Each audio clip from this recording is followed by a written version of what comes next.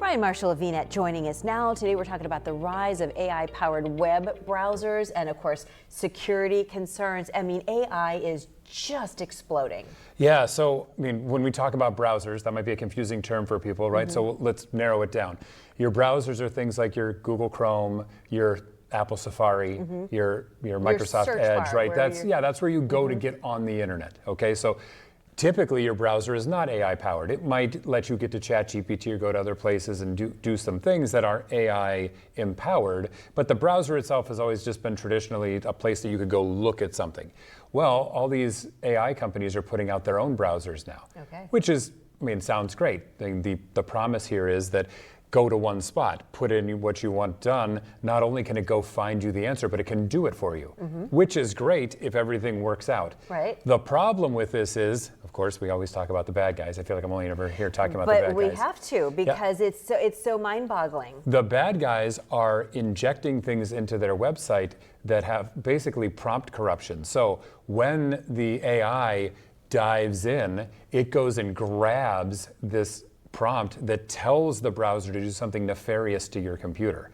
So now you've sort of been out of the loop to be able to protect yourself against that problem because you've told the browser, hey, you can do all these things. You've enabled it to do too much. Are we talking corruption to your computer, or are we talking just giving you wrong information? Well, no, this is, I wish it was only wrong information. This is stealing your data, making your computer unusable, doing very bad things. So, well, how do you protect against that, right? The first thing we got to do is we got to make sure we're up to date. We got to keep all of our updates on. Your phone tells you to update, make sure you update it. If your computer's prompting you for updates, make sure it's up to date. Make sure you're running all of your updates, whether it's your Apple update or your iOS update, or whether any of those things need to be up to date. Make sure that you're being very careful with your sensitive data. I think we've talked about this in the past.